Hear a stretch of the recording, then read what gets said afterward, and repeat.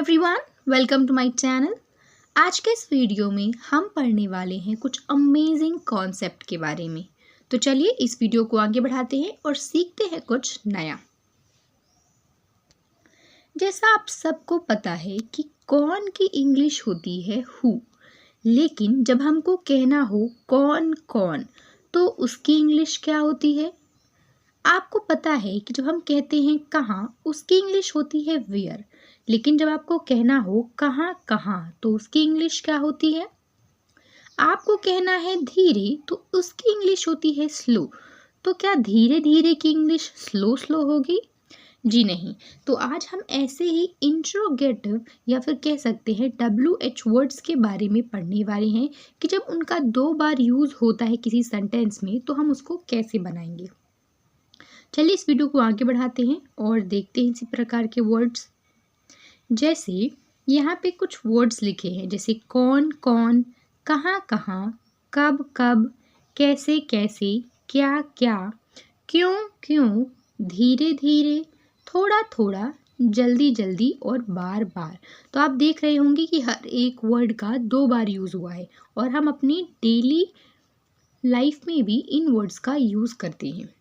Okay, तो चलिए इस वीडियो को आगे बढ़ाते हैं और सीखते हैं इनके बारे में। हमको पता है कि टोटल 9 WH वर्ड्स होते हैं। जैसे कौन की इंग्लिश होती है हु, व्हाट मतलब क्या, वेयर मतलब कहाँ, किसको मतलब हुम, कौन सा मतलब विच, क्यों की इंग्लिश होती है वाई, कैसे मतलब हाउ, कब मतलब व्हेन और किसका मतलब हुज। लेकिन जब यही वर्ड 2 बार आते हैं तो क्या हम इन्हीं वर्ड्स का यूज़ करते हैं? चलिए देखते हैं। सबसे पहले हम बात करेंगे इंट्रोगेटिव सेंटेंसेस की कि हम इंट्रोगेटिव सेंटेंस कैसे बनाते हैं। तो जब हम बनाते हैं इंट्रोगेटिव सेंटेंस तो हम क्या करते हैं, सबसे पहले प्लेस पे हम लेते हैं हेल्पिंग वर्ब को, सेकंड प्लेस पे लेते हैं सब्जेक्ट, थर्ड प्लेस पे लेते हैं मेन वर्ब और ऑब्जेक्ट को। जैसे यहाँ पे लिखा है वह गई, वह गई, ये क्या है, सिंपल पास्ट का टेंस है। तो हम क्या लिखेंगे, शी वेंट। शी हमारा सब्जेक्ट है और वेंट जो है गो का सेकेंड फॉर्म है, V2 फॉर्म है गो का। शी वेंट, वह गई।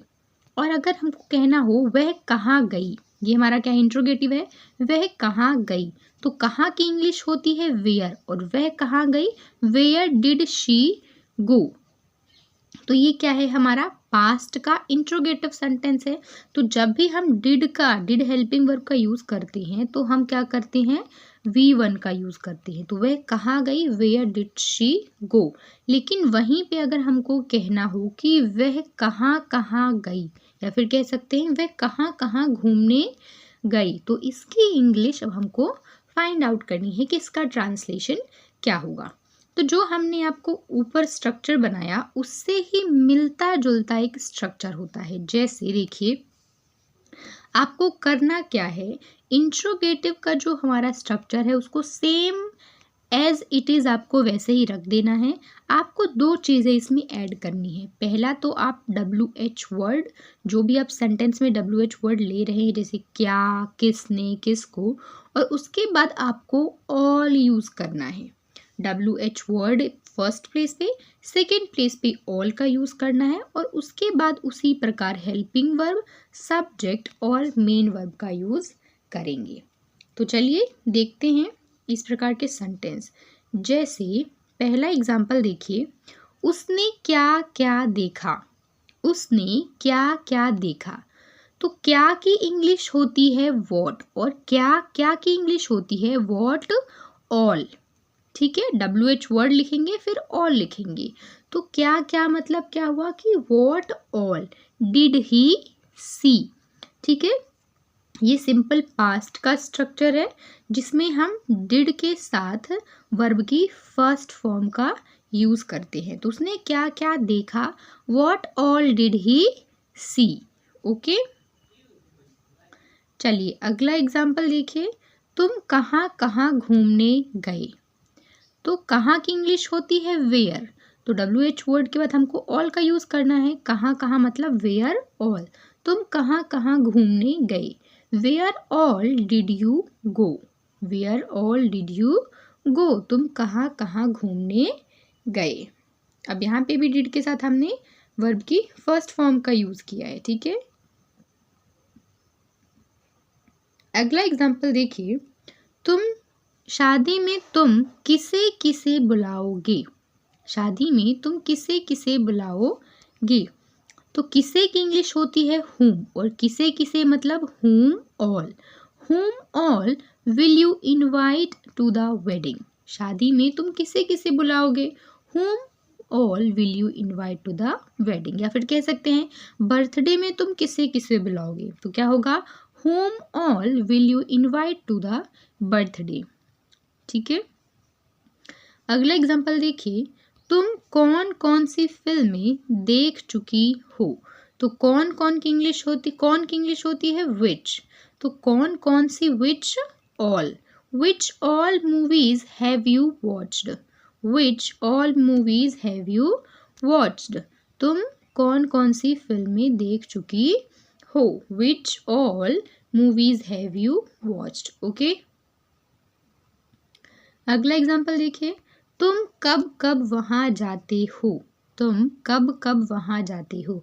तो कब की इंग्लिश होती है वेन, और कब कब की इंग्लिश क्या होगी when all. When all do you go there. तुम कब कब वहाँ जाते हो। तो जब भी हम WH वर्ड का यूज़ करते हैं, 2 बार यूज़ करते हैं, तो उसकी इंग्लिश होती है क्या होगी कि हमको WH वर्ड लेना है प्लस ऑल लिखना है, और उसके बाद जो इंट्रोगेटिव का स्ट्रक्चर होता है उसको रख देना है, ठीक है। तो आई होप आपको यहाँ तक की जो वीडियो थी वो समझ में आई होगी। चलिए अब हम देखते हैं कुछ अलग प्रकार के कॉन्सेप्ट को। जैसे जब हम कहते हैं कि धीरे धीरे, थोड़ा थोड़ा, जल्दी जल्दी और बार बार, तो जब ये इन वर्ड्स को हम 2 बार बोलते हैं तो इनका यूज़ हम कैसे करेंगे इंग्लिश में। देखिए यहाँ पे जैसे हमको कहना है धीरे धीरे, तो इसके लिए सिर्फ एक वर्ड होता है ग्रेजुअली। धीरे धीरे की इंग्लिश क्या होगी ग्रेजुअली। देखिए एग्जाम्पल से, वह धीरे धीरे अंग्रेजी सीख रही है। वह धीरे धीरे अंग्रेजी सीख रही है। She is gradually learning English. धीरे धीरे, she is gradually learning English. वह धीरे धीरे अंग्रेजी सीख रही है। ऊपर हमने क्या बात की थी WH वर्ड्स की, जिसमें हमने एक स्ट्रक्चर फॉलो किया था, लेकिन इस प्रकार के वर्ड्स के लिए कोई स्ट्रक्चर नहीं होता, इनका एक इंग्लिश मीनिंग होता है, ठीक है। तो she is gradually learning English. वह धीरे धीरे अंग्रेजी सीख रही है। जिसे हम कहते हैं धीरे धीरे सब कुछ ठीक हो जाएगा। हम अक्सर ये सेंटेंस बोलते हैं कि टेंशन मत लो, धीरे धीरे सब कुछ ठीक हो जाएगा। तो क्या कहेंगे gradually everything will be fine. Gradually everything will be fine, या फिर everything will be all right. हम कहते हैं थोड़ा थोड़ा, ठीक है। जब भी हम कहीं कहना हो हमको थोड़ा थोड़ा, तो उसकी इंग्लिश होती है लिटिल बाय लिटिल। देखिए एग्जाम्पल से, थोड़ा थोड़ा करके वह अंग्रेजी बोलने लगा। Little bye little he started speaking English. थोड़ा थोड़ा करके वह अंग्रेजी बोलने लगा। Little bye little he started speaking English. अगला एग्जाम्पल देखिए, थोड़ा थोड़ा करके उसने बहुत पैसा बचा लिया। थोड़ा थोड़ा करके उसने बहुत पैसा बचा लिया। Little bye little he saved a lot of money. जैसे कहते हैं बूंद बूंद से ही सागर भरता है, वैसे ही थोड़ा थोड़ा करके उसने बहुत पैसा बचा लिया। Little bye little he saved a lot of money. अगला वर्ड है हमारा जल्दी जल्दी, जिसकी इंग्लिश होती है क्विकली। क्या होती है क्विकली। जैसे जल्दी जल्दी अपना खाना खत्म करो। जल्दी जल्दी अपना खाना खत्म करो। Finish your food quickly. Finish your food quickly. जल्दी जल्दी अपना होमवर्क पूरा करो। Finish your homework quickly. Finish your homework quickly. अगला वर्ड है हमारा अगेन एंड अगेन। जब हमको कहना हो बार बार, उसकी इंग्लिश क्या होगी अगेन एंड अगेन। इसकी एक और इंग्लिश होती है ओवर एंड ओवर, ठीक है। तो आप ओवर एंड ओवर या फिर अगेन और अगेन, इन दोनों में से किसी एक का यूज कर सकते हैं। एग्जाम्पल देखिए, मुझे उसने बार बार परेशान किया। उसने मुझे बार बार परेशान किया। He bothered me again and again. He bothered me again and again. अगली इंग्लिश देखिए, अगला एग्जाम्पल देखिए, वह बार बार एक ही फिल्म देखती है। She watches the same movie again and again. She watches the same movie again and again. या फिर हम कह सकते हैं she watches the same movie over and over, क्योंकि बार बार की दो इंग्लिश होती है, एक again again या फिर over and over. ओके, तो आज की वीडियो यहीं तक के लिए थी। आई होप आपको दोनों स्ट्रक्चर है ना, एक पहला जो हमने WH वर्ड वाले पढ़े और जो